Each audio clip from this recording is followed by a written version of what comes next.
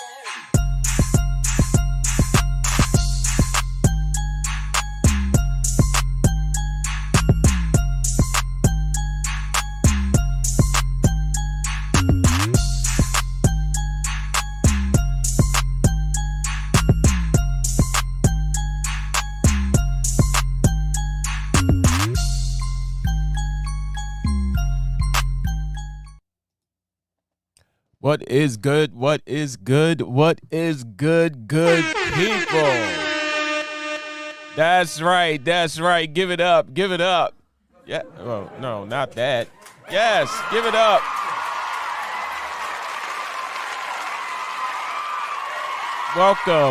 Welcome to another great episode of What's on Ediggas' Mind. I am your host, the man that you all know and love, Edigga, and it is so good to be back right here on BS3 TV Network. I appreciate you all. You could be anywhere in the world, but you're right here with me, and I appreciate it. Shout out to the good people at BS3 TV Network. Shout out to the CEO and president of BS3 TV Network, Mr. Ben, and all of the content creators, podcast shows that appear on this great network. You want to know how to get to BS3? Well, it's real simple. Go to Facebook at BS3 TV Network. Go to YouTube at BS3 TV Network. And if you're fortunate to have the Roku device, you can download the free app of BS3 TV Network by just searching for BS3 TV. Download that free app, and you get a chance to enjoy some of the great content that appears on this network. What can I say, good people? It is so good to be back, because if you notice, I work a lot. I say that all the time. I work a lot, and it's not often that I get on and provide content to you guys, but it's always a pleasure that I do when I do it. So I appreciate you all. Shout out to my crew. You know who they are. The Knucklehead Chronicles podcast. Of course, I'm talking about my man Terry the Guru, my man Kev the Great. Can't forget my man Quinn, and of course me, little old me in the corner. I'm in the cut, so to speak. Shout out to those guys. You can get to see them every Sunday at 2:30 p.m. Central Standard Time, 3:30 p.m. Eastern Standard Time, right here on BS3 TV. Make sure you follow those guys, because we talk about just about everything. And shout out to B for broadcasting into the newly named The Lion's Den. Yes, Media Studios. Need that work? You need some work done?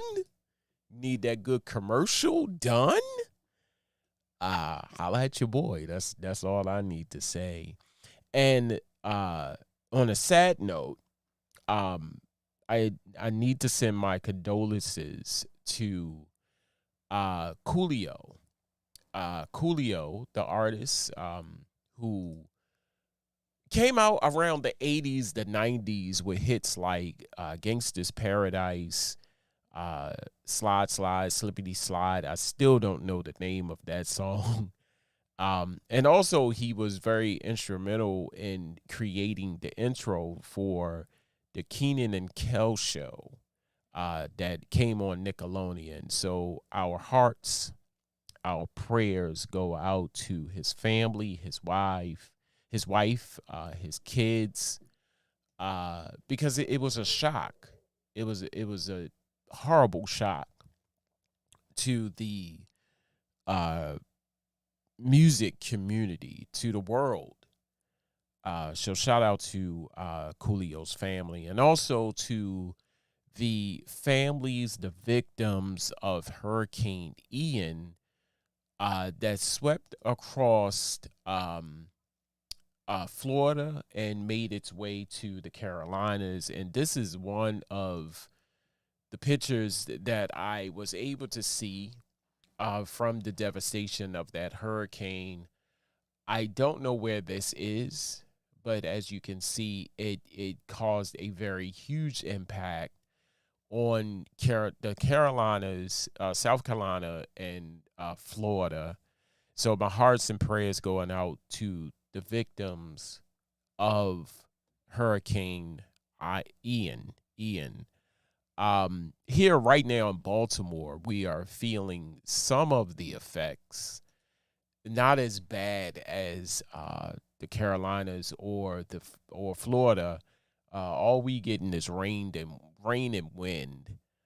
So, like I said, my heart and prayers going out to the victims. I noticed that there are some uh, relief efforts that are going on. If you can, please donate to the families of South Carolina and Florida. If you have loved ones in South Carolina and the Carolinas, I keep saying South, but I'm almost certain it happened all the parts of the Carolinas. If you have family in Florida, if you have family in the Carolinas, please reach out to them to make sure they're okay. The one good thing about Facebook is they have this thing where you can pretty much state that you're safe if you live in those parts. So shout out to all of the people who took advantage of that to make sure that they sent out notice to loved ones on Facebook that they were safe if they were in that region. I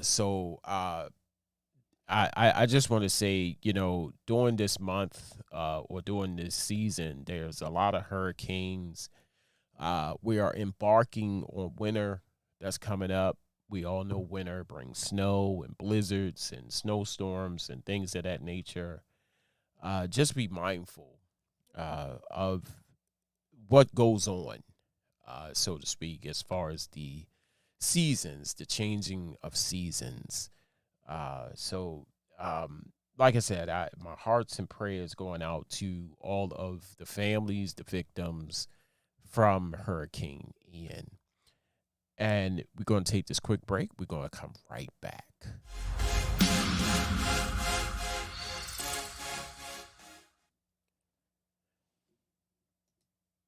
And welcome back to the show. What's on Ediggas' mind? Well, today, good people, I want to touch on a topic that a lot of people are familiar with, and they are called blessings.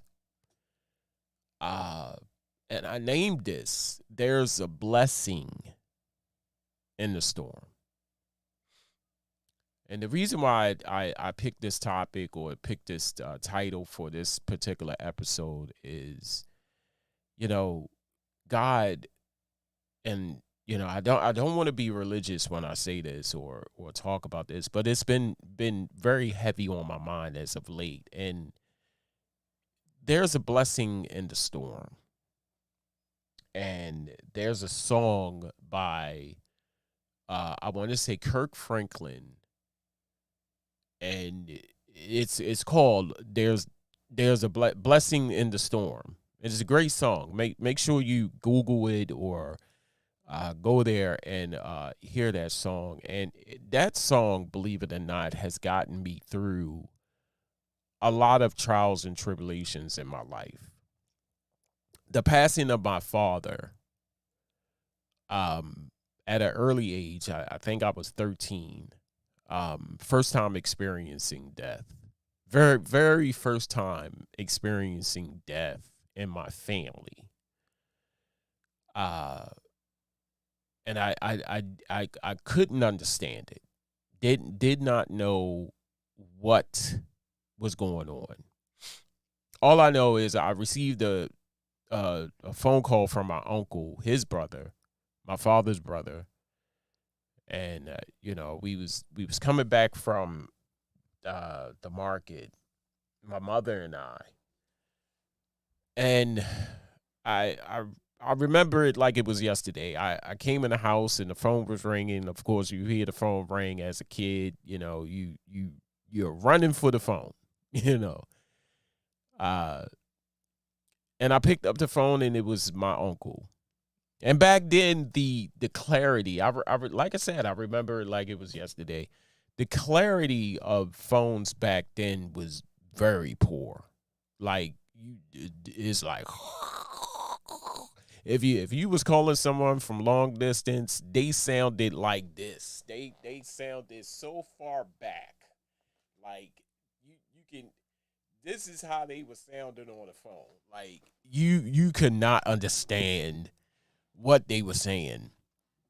And I came in, I ran for the phone, and I'm helping my mom bring in the groceries, and it was my uncle who said that my father had passed away. Didn't know what that meant.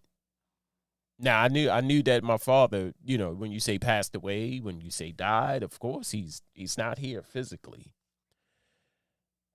And then later on in life, just before I turned 18, uh my mom passed away. My mom passed away. Again, why? You would never think that your mother will pass away. This is that one person that is supposed to be around for infinity. Then years passed after that, my brother died. But I kind of understood why. I kind of understood why. And when he passed away, I was close to my brother. I really looked up to my brother David, who I talk about often. And when he passed away, I was like, whoa, wait a minute now. What? Why? You know. But then it hit me. It said, I, you know, I didn't understand about my mom and my dad, but I understood about my brother. I understood. I didn't question it, but I understood. If you understand what I'm saying. And David appears to me still in dreams. And when he appears to me in dreams, I understand. I understand why. Because he wants to make sure that he knows that I know that he is okay. He's good. And there's one particular dream that I had with my brother, about my brother, that predicted my son's birth. Strange, right? I'm like, whoa, wait a minute. He had on a baby blue onesie. Baby blue. onesie and in a hat. And before I go into the dream, I want to say the backstory. But backstory was when I was younger, in my teens up into adulthood. I used to walk around. Man, I ain't having no kids. I ain't have no kids. If I have a kid, he gonna look just like me. He gonna act like me. Now remember that. And my brother passed away, and he's been gone for a minute now. And I had a dream. He was in a onesie, a pimp outfit, and a pimp hat. And the car was baby blue. And it will always be me, the person that he was going out with at the time, and my other brother. I have two brothers living right now. And it was always my brother, Timmy. I'm going to say his name, Timmy.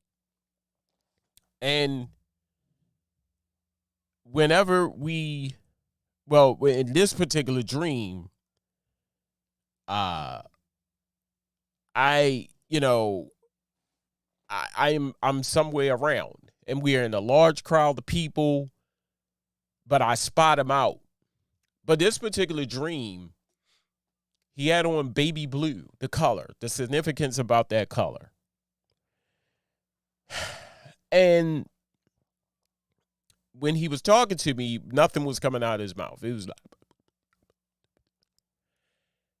couldn't hear him, couldn't understand what he was saying because wasn't no words coming out. No, he wasn't talking. He was talking, but I couldn't hear him.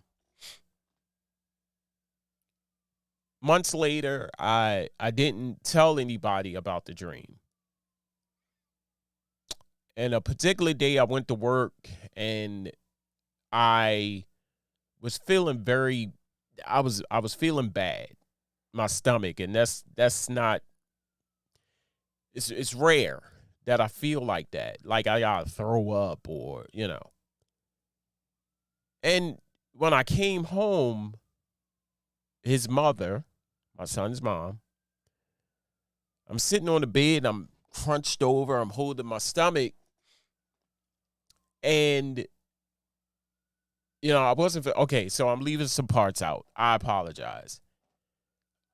I wanted to know the significance about the dream and the color because the baby blue really stuck out. Okay. So I went online. I apologize. I'm leaving some stuff out. I went online. I was at work. I went online and I said, what? I wanted to talk to a dream interpreter. And I was able to get a person who talked to me, a live person, She asked me my name, just all pertinent information. And I told her, she said, tell me about the dream. And I told her the whole dream. She said, do you have children? I said, no. She said, the color again, baby blue. And I said, yes. She said, of course, your brother is deceased. I said, yes. She said, well, that's your answer. I said, what's my answer? She said, your brother is telling you that you're going to have a child and it's going to be a boy. Woman, yeah, whatever. Again, like I said, when I was in my teens and growing up and get around my boys and I ain't having no kids. I ain't have no kids. I'm going to be single forever. She said that was his way of telling you, you're going to have a son. And I was so in denial. I was like, well, yeah, this woman is crazy. She's cool.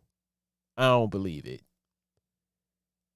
A week after that prediction, or no, months later after that, that's when I got sick. My stomach was in knots, like butterflies, cats, dogs was in there fighting and everything. And I said, man, oh God, what is wrong with me? Like, this is not right. my secretary, she said, "Mr. Harris, you okay?" And I said, "No, I don't feel well." And she was like, "Why don't you just go home? I'm good. Why don't you go home?" I said, "No, I got a lot of work to do. I can't leave, blah, blah, blah." She said, "Mr. Harris, go home. You don't look good." So I listened. I said, "Okay, I'm going home." So when I get home, that's when I'm sitting on the end of my bed and I'm holding my stomach. I'm bending over. And my son's mom walks in, and she was going to school to be a RN or some type of whatever nurse, medical something that she was doing. And she said, "What's wrong?" I said, "My stomach, man. Like, ooh." She said, "I feel like you want to throw up, butterflies." And I'm looking at her like, "Yeah." So I'm looking at her like she's going to give me the medical term for whatever is going on with me. But then still, she pulls out a pregnancy test. And that pregnancy test was positive. I couldn't believe it. And she said, "What's wrong?" And because like I said, I did not tell anybody about the dream. Of course, I didn't tell her about the dream interpreter. She said, "Wow." Again, I was in denial. So months later, she gets bigger, stomach is getting bigger. I said, "She ain't pregnant. She just fat. She's gaining weight. She eat a lot. Nose got fatter. I'm having a little morning sickness." And on July 28th, my son is born.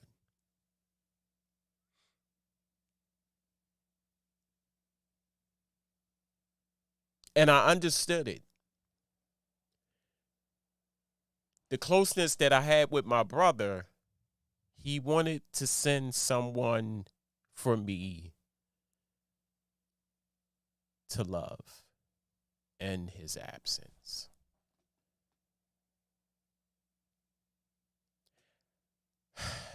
A blessing in the midst of everything that goes on in your life. There's something that's good that's going to come out of it.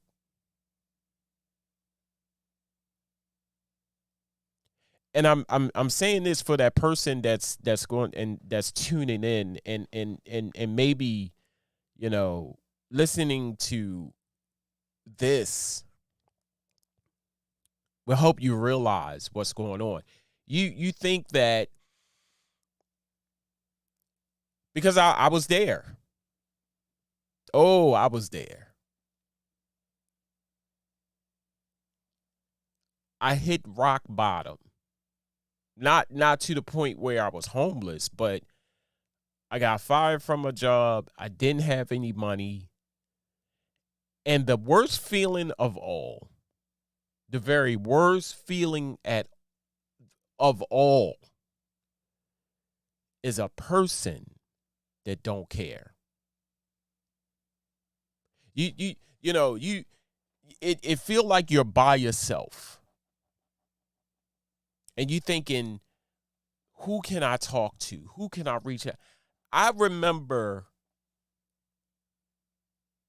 calling everybody. Everybody. You know, some people you just don't want to you just don't want to reach out to. You see what I'm saying?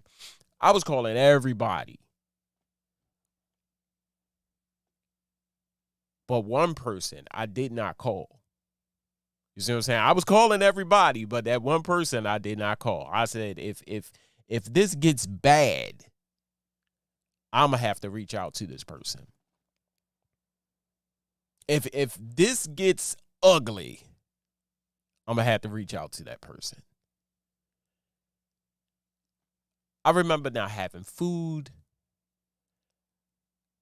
I was looking for a job, and that's when they had it. It was so bad that I did not have money to get on the bus. And I remember the person that you wanted inspiration from. That was the person that just didn't care.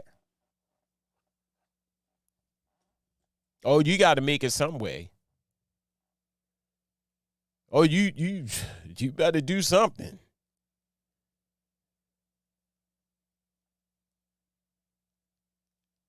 And there was times I couldn't I didn't have money to catch the bus. I was walking there back then. The bus tickets that we have here, the mass transit that we have here in Baltimore, it was paper.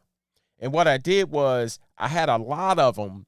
And what I used to do was I used to, because I didn't have money to buy a pass, I would take the paper passes and cut out the date numbers and paste them on and flash it real quick, so I was able to get on the bus just to go to the interviews.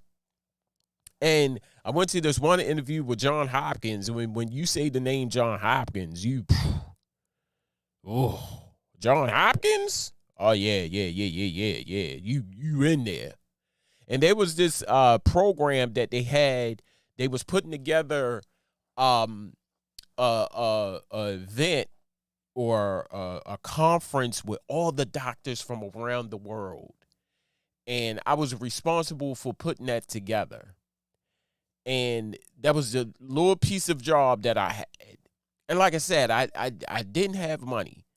And the person that the person I was with, person I was with at the time had a car. Had a car and everything. And and I'm laughing because it's funny. Um, I definitely laugh about it now. And I thank God for a God brother.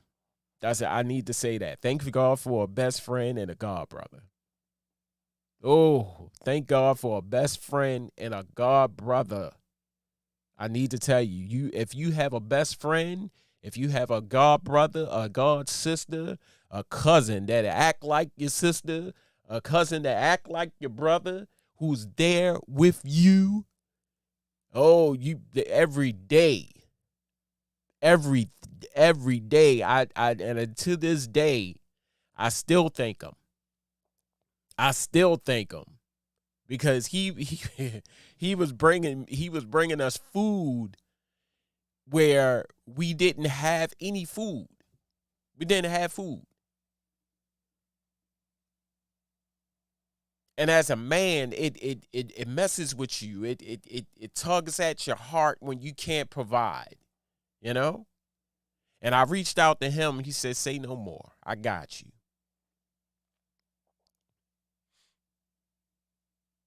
I reached out to my church at the time, and they put together a little food basket for me and dropped it off at my house, and that was it. Didn't hear from them, didn't see them no more. I'm telling you, there's a blessing in the storm. When you think that this is it is over. He is preparing, and when I say he, I'm talking about God. God is preparing you for that next step. God is preparing you for what it is that's coming, and it's going to be much, much, much better.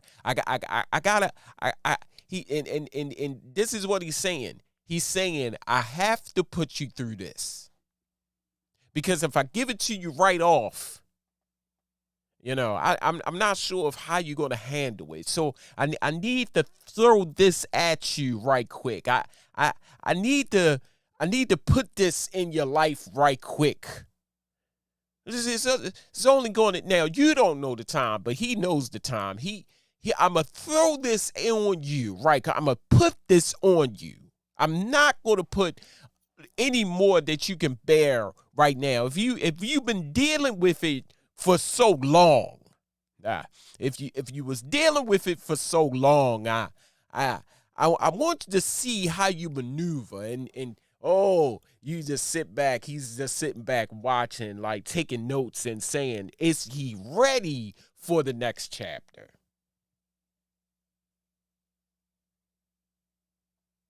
But that one person I didn't call, I was calling everybody, people. I was calling hotline numbers, prayer numbers. I was talking to friends and you know, words are good, but actions are better. I need to throw that at you. I didn't want to come on here and preach, but it's just been tugging at my mind for a little bit, and you know that what's on Ediggas' mind, and this has been on my mind. It's been tugging at my mind and my heart for a minute that you know blessings come in the form of if I'm saying this right, I'm no preacher, I'm no pastor, no bishop, no evangelist, so whatever. I you know, I'm just imagining that, I need to put you through this test. There you go. I need to put you through this test. I need to put you through this little test before I can bring forth what it is that I have for you. I want to see if you can handle it. Or for people who have lost their way, I need to bring you back. I need to humble you again. Because you strayed away for a long time. I need to bring you back. But that one person, I'm gonna get to it. I'm gonna get to it. That one person that I didn't call. I remember I was calling everybody. I was calling everybody. And everybody gave me a word. Words are good. Talking is good. I need to say that. Talking can motivate you for a minute, but actions are better. That one person. And when I was calling people I was crying, I was praying, I was crying and praying and stress. Now, let me tell you something about stress. I was a little chunky. I still am chunky. I was a little heavy. Oh, stress will make you skinny. Stress will have you scared. Will lo- stress will help you lose weight. You want to lose weight? Be stressed. Have a little stress in your life, and you will definitely lose some weight. I'm here to told you. I was crying. I was praying and crying, calling people. That was my everyday ritual. I was going to sleep or trying to sleep, waking up. Who can I talk to? And that one person, I said, this is it. This is my last resort. This is my last resort. And I called her. And it was my brother David's friend who he had been going out with from some time. And I reached out to her and I was crying. I was at my wit's end. And she was the last person. I said, if all else fails, I need to call her. And I reached out to her. And without hesitation, she came right over. She gave me some money. And she said, I want you to come down to the office of where she worked. And I want you to apply for this position that just became open at where she works at. It's called setups. She said everything. I remember it like it was yesterday. She said everything is on wheels. You ain't got to pick up nothing. You ain't got to lift nothing. Everything is on wheels. You could just roll it, whatever. But I need you to come down to the office on Friday, which was the next day. And I said, not a problem. I'm there. And when I got there, they knew exactly who I was. You must be Ernest. Oh, there's a blessing in the storm. It may not come when you want it, but it's always right on time. And whatever you're going through, it hits you at once. It hits you all at once from every direction. And you feel like this is it. This is it.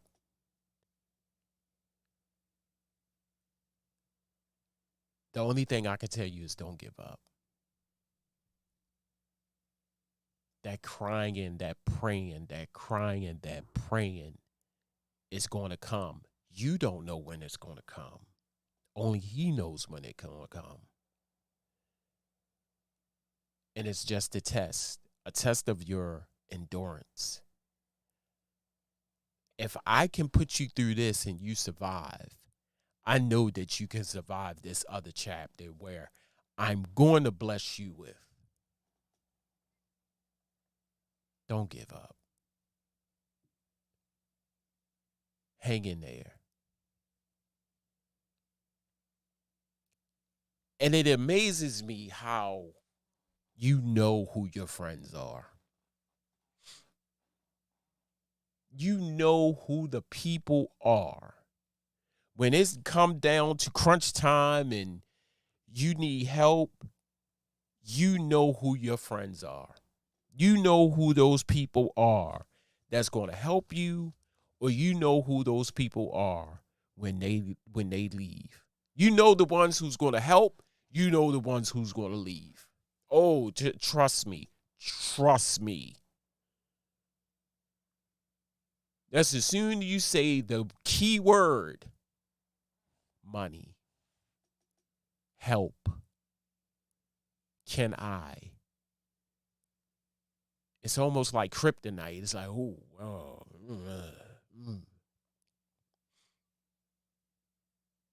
Thank God for a God brother, man. Thank God for friends.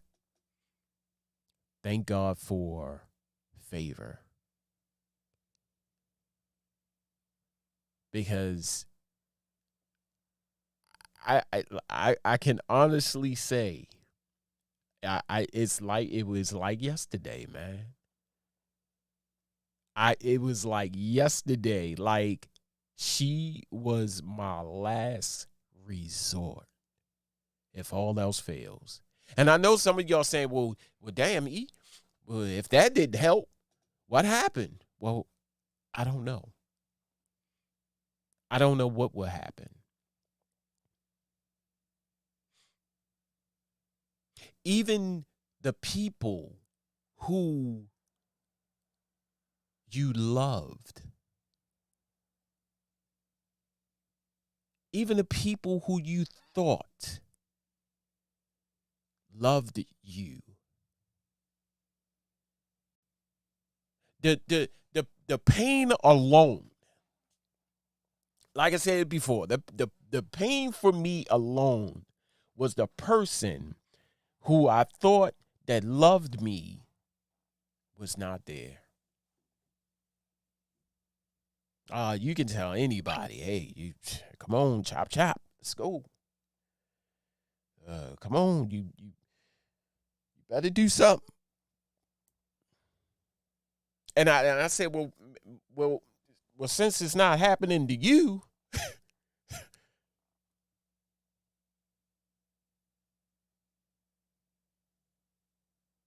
I want you to hear me, and I want you to hear me good, because there's someone out there who needs to hear this. troubles,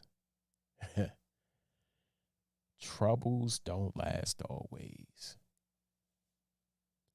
And he's not going to put anything more on you than you can bear. At a young age, I lost my father. At a young age, I lost my mother. And I could have went so many directions, so many.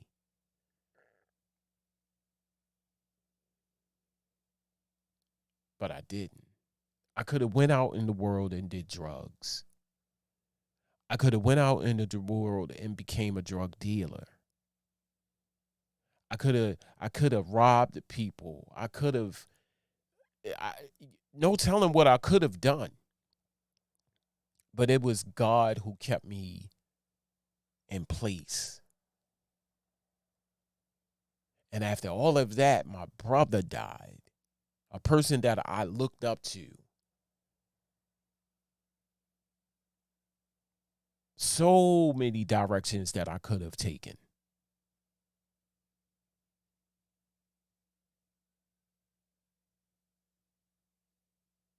So if you're thinking about giving up, you can't. Endure it. Be strong. Pray. And ready to receive that next blessing that he has for you. That is my message to you. I appreciate you uh just just being here with me so I can deliver that message to you of encouragement. Until next week, I holler at you when I smile at you. Peace.